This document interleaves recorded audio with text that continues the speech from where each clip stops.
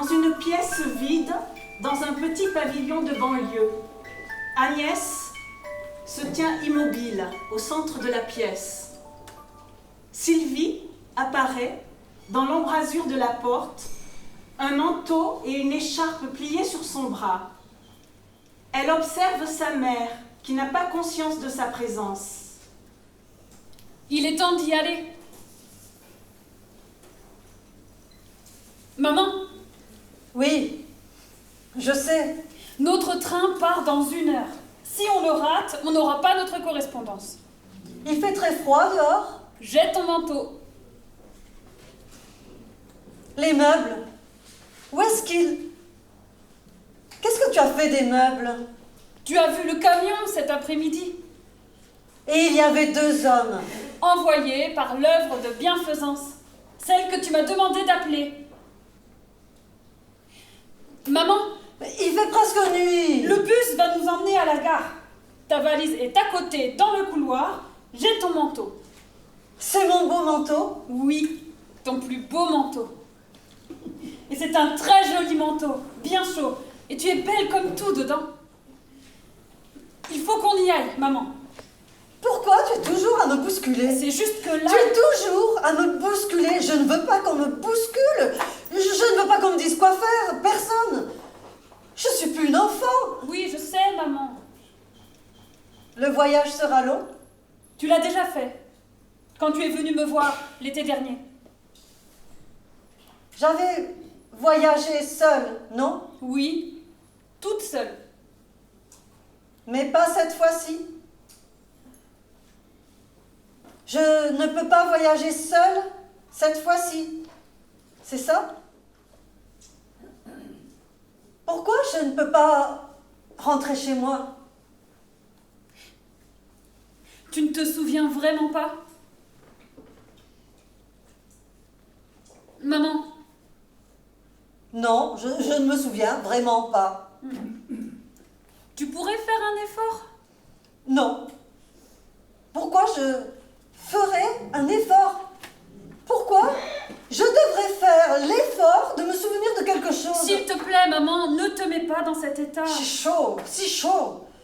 La mère se lève et entreprend de retirer son manteau et son écharpe. Laisse-moi t'aider. Je peux le faire. Je peux le faire. Elle jette à terre son manteau et son écharpe. Sylvie essaie de prendre la main de sa mère. Agnès retire sa main. Non, ne fais pas ça. Laisse-moi t'aider, maman. Je n'ai pas besoin de ton aide. J'ai besoin de savoir où je suis et où je vais. Je te le dirai. Je te le dirai dehors. Le ciel est magnifique ce soir. Pourquoi on est obligé de partir? Qu'est-ce que j'ai fait? J'ai fait quelque chose de mal? Non, maman, tout va bien. Il faut juste qu'on prenne notre train. Oui, oui, notre train. On va être en retard. Agnès tire sur son manteau et son écharpe pour les récupérer. Elle enfile son manteau. Elle a du mal à fermer les boutons. Pourquoi tu ne m'aides pas? J'essaie de t'aider, maman. Dans le train, il fait nuit. Tu es bien installée? Oui, je crois bien. Je t'ai parlé de mon jardin. Un jardin? J'ai fait des plantations. J'ai tout le temps de la terre sous les ongles. Je n'ai jamais été très douée pour le jardinage, mais je me suis dit que je devais essayer de faire quelque chose. Le jardin n'est pas bien grand, mais il était si nu, si vide. Sylvie et Agnès se tiennent près du lit. Sylvie déshabille sa mère. Elle l'aide à enfiler sa chemise de nuit. Agnès se met au lit. Sylvie s'assied sur le lit à côté d'elle. Tu sais où tu es, maman? Oui. Tu es où? Je suis avec toi. Tu me connais? Je suis quelque part. Je suis quelque part. Et c'est le milieu de la nuit. Tu as froid? Non, Non, plus maintenant. Demain, je te montrerai le jardin. Tu aimerais? Agnès ne bronche pas, fondue au noir. Fin de la pièce. Merci. Ce qui manque dans la lecture, beaucoup de choses évidemment, puisqu'on ne joue pas encore, mais c'est notamment tous les rapports de tendresse, de complicité entre la mère et la fille qui sont difficiles à rendre sans le jeu et qui vont rendre la pièce beaucoup plus douce et beaucoup plus tendre. Voilà. Le texte seul est un petit peu plus dur que ne le sera la pièce plus tard. Voilà.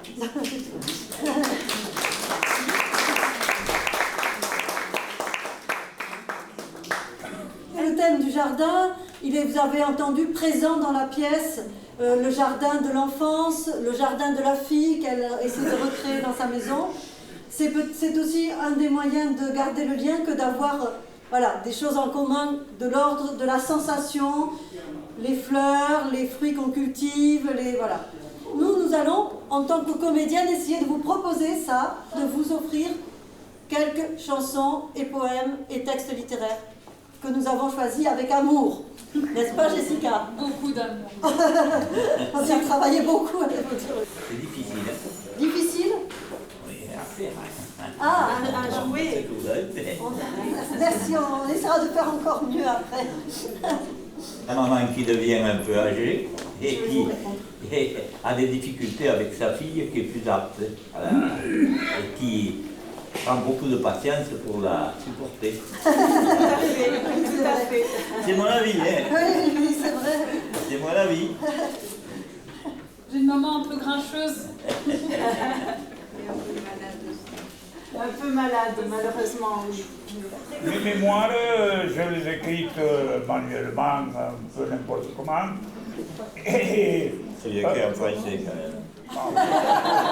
Oui, en français. Parce qu'il sait parler italien et espagnol. Ah là, d'accord. Oui, mais bon, j'écris l'italien et l'espagnol, mais moins facilement que le français quand même.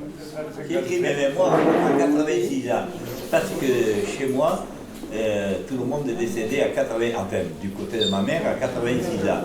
Alors j'ai dit avant 86 ans, j'ai écrit, alors j'ai fait un petit livre, je l'ai maintenant. C'est mon petit-fils qui a dû le ramasser. Ce qu'on apporte, nous, ici, c'est quelque chose c'est du soin de base, primordial, essentiel pour les résidents et essentiel pour les familles. Donc c'est très gratifiant de faire un métier qui paraît utile. Enfin, moi, je trouve que c'est un métier assez joyeux, en fait, je dois dire. C'est un métier assez joyeux parce que c'est un métier humain, en fait. Donc, c'est un métier relationnel, c'est un métier où on travaille en équipe, on ne peut pas travailler tout seul. Je pense qu'on est un établissement qui a une culture de... alors, ça fait peut-être un peu prétentieux, hein, mais je pense qu'on a un établissement qui a une culture de la bienveillance et de la gentillesse, quelque part.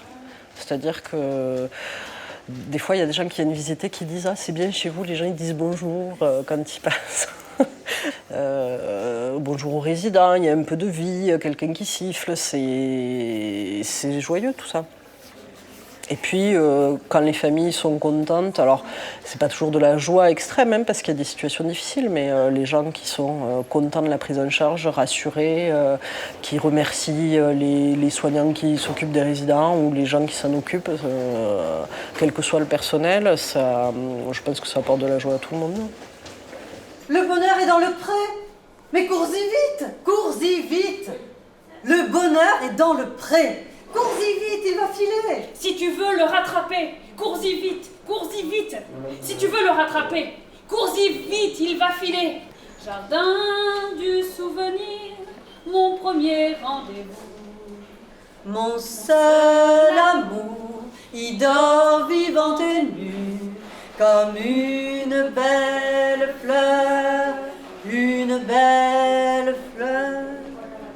J'habite ce grand jardin au cœur de l'univers, un jardin plein soleil avec de l'eau, de l'air. Oh, Giboulé, Je vais vous déranger. Là, ce sont les giboulées. On fait la pluie intérieure. Hein. Brise légère. Giboulée. De la terre mouillée. On sent le giboulée. Brise. On se rappelle l'odeur du jardin. Giboulée. Oh, respirez. Terre mouillée. Santé. Oh, petite brise. Écoutez. Oiseau. Oiseau. Printemps. Printemps, nous sommes au printemps. Bon, pour jardiner, il te faut un chapeau. Tiens. Il m'a donné un chapeau. J'ai regardé le chapeau et j'ai dit, mais mon Clarisse, c'est ton plus beau chapeau. Ah non, sûrement pas. Si, c'est ton plus neuf. Je vais te confier un secret. C'est le plus neuf, oui, mais pas le plus beau. Il faut encore qu'il se fasse.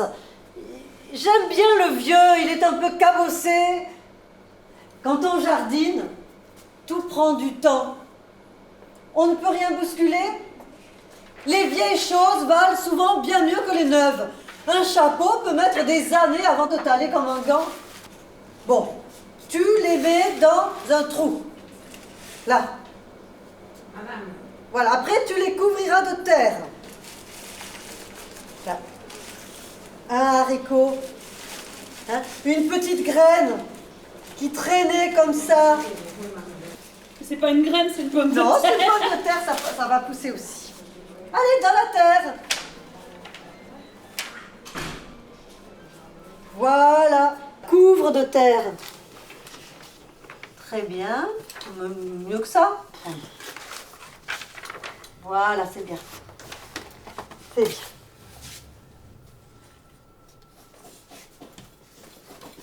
Oh, ça pousse? Non, on ne fait pas encore. Attends, c'est pas possible de savoir. Voilà, maintenant une goutte d'eau. Oh, je mets à côté. Ça pousse là?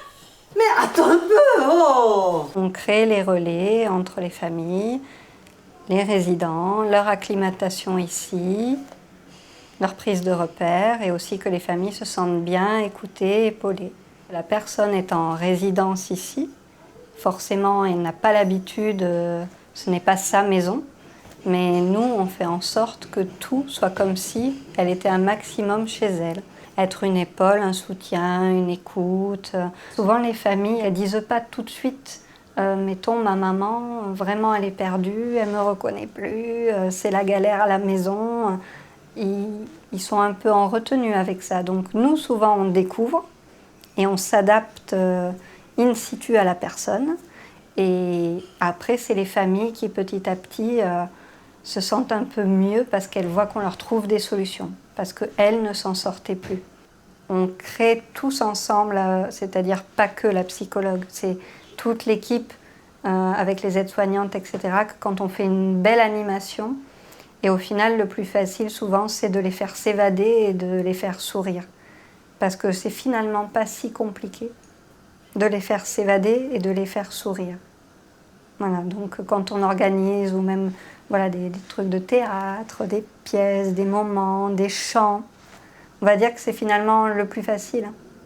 Il leur en faut très peu pour être heureux. Oui. Il y a autre chose à faire. Ben non! Une goutte d'eau, un brin de soleil, une petite pluie, un peu de chaleur. C'est tout ce qu'il lui faut. C'est tout ce qu'il faut à la plupart des choses, non? Eh ben, il en faut peu pour être heureux, vraiment très peu pour être heureux. Il faut se satisfaire du nécessaire. Un peu d'eau fraîche et de verdure que nous prodigue la nature. Quelques rayons de miel et de soleil. Entendu? Ah oui, j'ai descendu dans mon jardin. On a chanté ça? Descendu d'un jardin pour y cueillir des romarins. Gentil coquelicot, mesdames, gentil coquelicot, monsieur. Gentil coquelicot, mesdames, gentil coquelicot, monsieur. Et puis de temps en temps, un air de vieille romance. ça me donnait la cadence. Pour flirter, dans les prés, dans les champs, du côté de nos champs. À ce jeu chardin, la taille souvent prend de l'avantage. Ce n'est pas méchant, ça finit toujours par un mariage.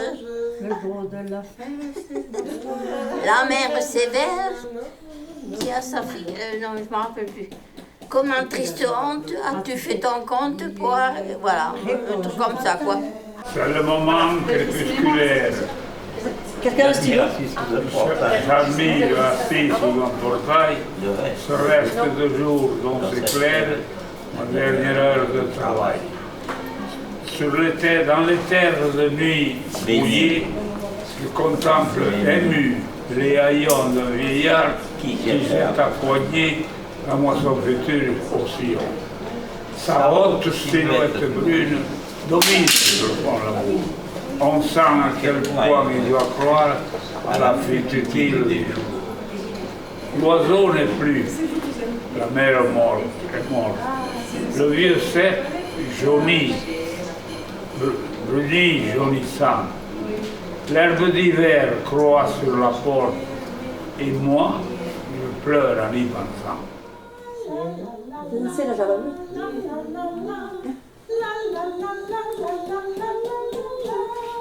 C'est la java bleue. La java la plus belle, celle qui ensorcelle et que l'on danse les bras dans les yeux, au rythme joyeux. Quand les corps se confondent, il n'y a pas mieux que la java bleue. Bon, mais merci beaucoup. Comme ça, nous, on vous a chanté une chanson, puis vous nous en avez chanté aussi. C'est vraiment gentil. On revient en arrière. Mais c'est bien, c'est très bien. On a eu beaucoup de partenariats avec des enfants, quels qu'ils soient. Là, cette année, c'est plutôt les écoles. À une époque, c'était plutôt les assistantes maternelles. Ça change un peu. Et ça, c'est des choses qui marchent très bien, sur lesquelles il y a des fois beaucoup de réticences de la part de gens, pareil, qui ne connaissent pas trop les établissements, qui se disent « Oh, mais les enfants, pareil, c'est triste, les pauvres, les confronter à ça, les gens en fauteuil. » Et il n'y a pas une expérience qu'on ait faite avec des enfants qui n'ait pas fonctionné, en fait, je pense. Il y a un Paul. Oui. Il y a Rémi. Ouais. Et voilà, mais là, je ne leur dirai pas parce que je risquerais de me tromper. T'as 17 ans? Oui, plus de 17 ans et demi. Oh, t'es un grand garçon alors. Si on veut. Je ne savais pas, tu vois. 14 ans. Eh oui. Oh. Il est en 3e. J'ai passé le brevet et lui il va passer le bac, tu sais. Cette année. Ah ouais. Déjà. Et moi j'en ai 75 de plus, puisqu'ils me les ont envoyés. J'ai ajouté au reste. D'accord. Si on veut. Oui, je ne suis plus très jeune. Oui. Mais vous êtes mes petits-fils. Et ça, c'est ma fille. Oui. Et elle se fout de moi, là. Ben, moi, je suis d'une famille où je suis le 4e enfant. Alors, évidemment, la famille, je suis bien avec la famille. Et quand ces angels-là sont nés, ben, je les ai aimés tout de suite. Maman aussi, elle était la dernière et tous ont eu Oh, elle n'était pas la dernière, ta mère, elle était fille unique. J'ai 2 frères, Marc et Alain, tes fils. Quoi? Oui. T'as 2 autres fils. Ah oui. T'as Marc et Alain. Ouais. Ouais. Mais il y a maman aussi qui vient. Maman, elle vient toutes les semaines. Elle vient, oui. Mais une fois, elle est venue 2 fois. Je ne me suis pas rendu compte. Moi aussi. T'as fait du loto avec. T'es allé au loto, t'as vu des concerts qui faisaient. Ouais, j'ai fait au loto avec elle. Et je l'adore, hein. Ça n'empêche pas d'aimer les gens. Autant qu'avant. Là, c'est toi, tu te reconnais? Non. Celui-là, là, qui c'est? Non, attends, t'as bougé. Là, c'est moi, quand j'étais petit. Là, c'est Paul. Ah bon? Et là, c'est toi. Et moi, c'est moi. Parce que j'ai changé. Ouais. Je suis vieux maintenant. Mais non, mais non. Comment, mais non? Ta main, si, n'empêche. Oui, si, je suis parmi les vieux. Et je suis vieux. Mais moins que les autres parce qu'ils sont complètement cinglés. Là, tu vois, c'est Paul qui faisait du poney. Et là, c'est toi qui tiens le poney. J'avais 3 ans? Ah, j'avais 3 ans. Ouais, c'était en 2003. Pour mon anniversaire de... Et c'est moi qui faisais du poney. Non, non. Tu me tenais tu tenais la bride du poney. De mon poney. Ah, ouais. Tu sais comment? Oui, c'est plus logique, oui. Ouais. Ouais. C'est beaucoup plus logique. En tant que je t'avais pas vu, toi. Là, c'était plus récent déjà. Ah bon? Là, tu vois, t'es là, toi. Ouais, c'était une autre photo au même endroit à la maison, ouais.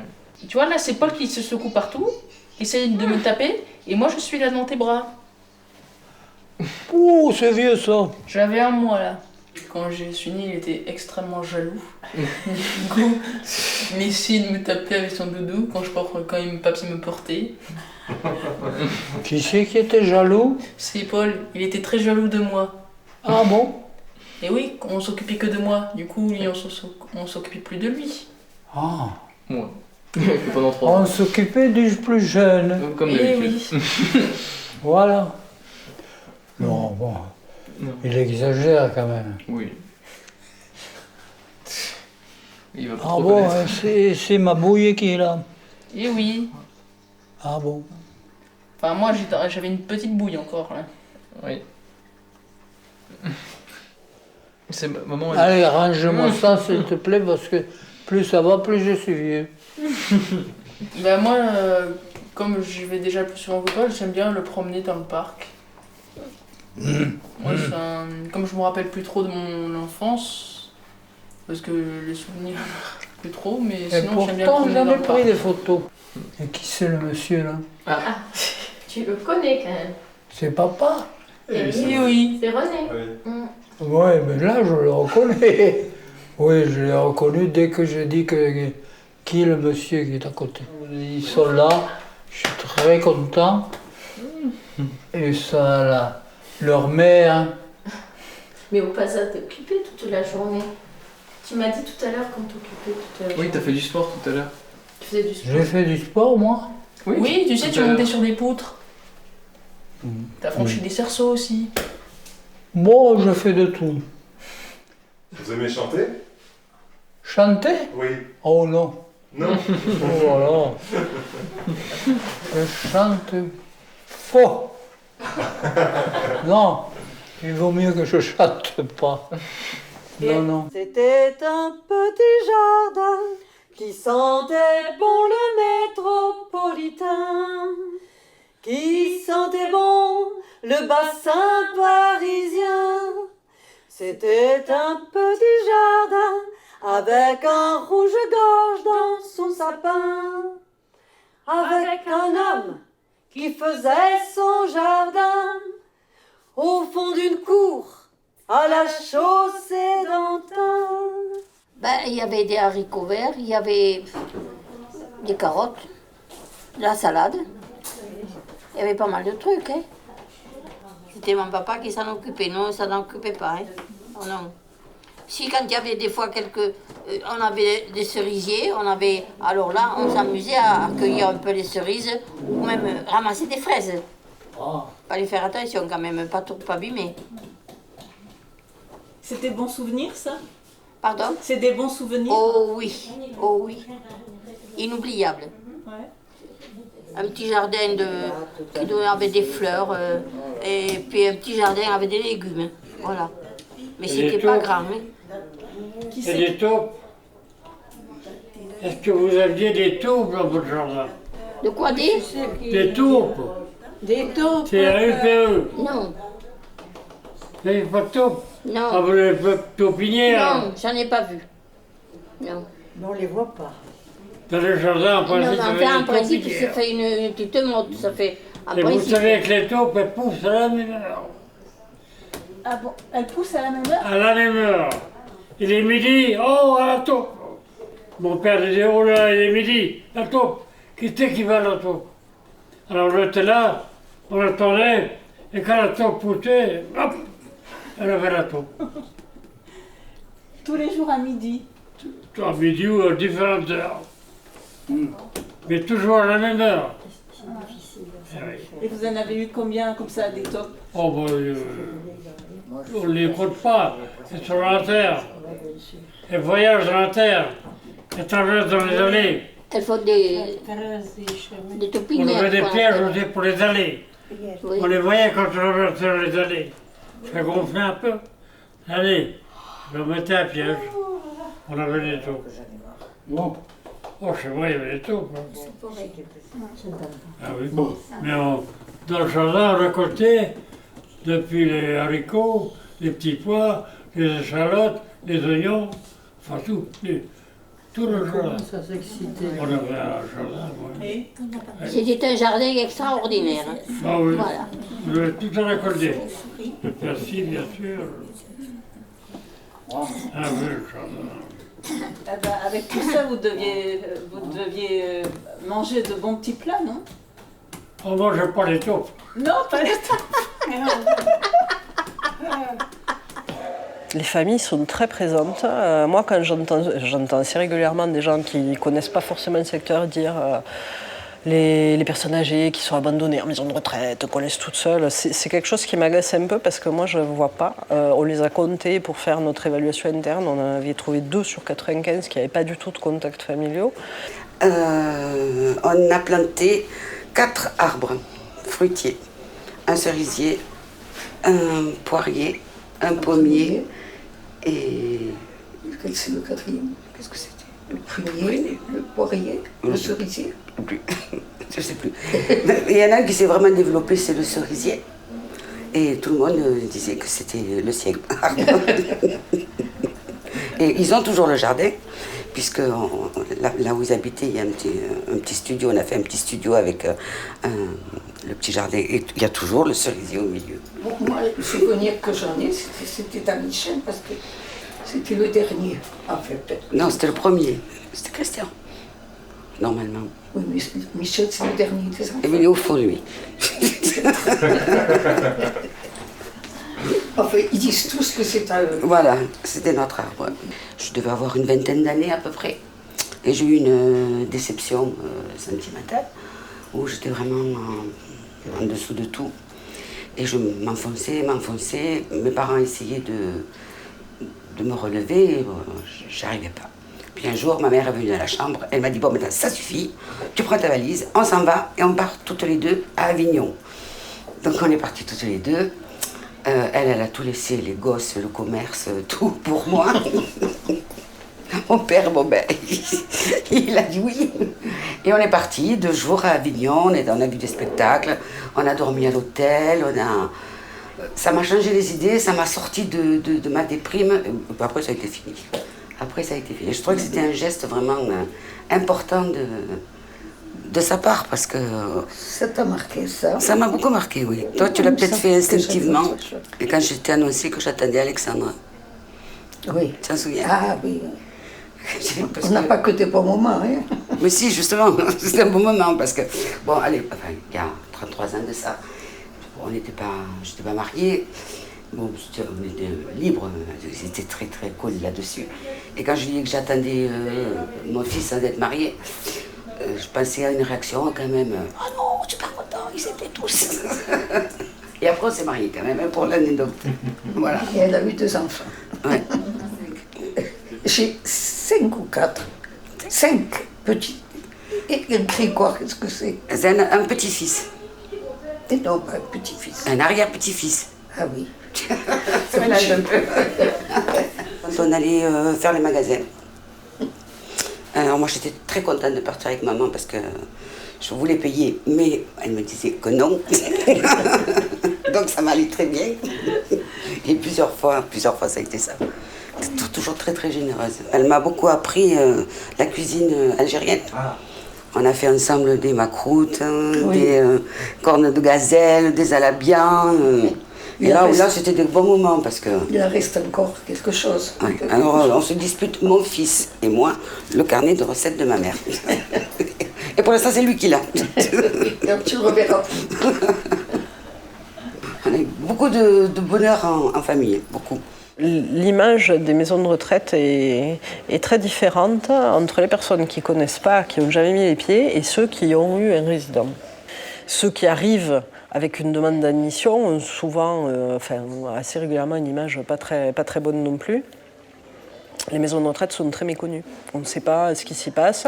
La seule vision qu'on en a, c'est ce qu'on voit à la télé quand on dit on maltraite les personnes âgées, on ne les lave pas, on ne les nourrit pas. Donc on se recroqueville parce qu'on se dit on va se faire... les médias n'aiment pas les maisons de retraite. Et c'est vrai que les établissements n'ont pas une tradition de communication pour montrer ce qu'ils font de bien. Et du coup, il y a beaucoup de méconnaissance qui fait que... Les partenariats fonctionnent très bien quand ils sont en place, mais c'est pas toujours spontané avec tout le monde. Non. Des fois, il y a des gens qui n'ont jamais mis un pied en maison de retraite, qui viennent avec une chorale ou quelque chose comme ça, et qui sont assez souvent, hein, c'est comme les stagiaires, c'est un peu récurrent dans notre monde. Hein. Les gens ils viennent en disant j'ai pas trop envie d'y aller, et quand ils repartent, ils disent mais c'est ça une maison de retraite, mais je savais pas moi que c'était comme ça. Finalement, c'est très bien. Ça nous arrive très régulièrement. Donc après, moi j'aimerais bien que ça permette, ce genre d'intervention, ça permette de faire venir des spectateurs extérieurs qui viendraient voir une pièce dans les salles de la maison de retraite. Mais voilà, il faut avoir du temps pour que ça se fasse dans l'allégresse, disons.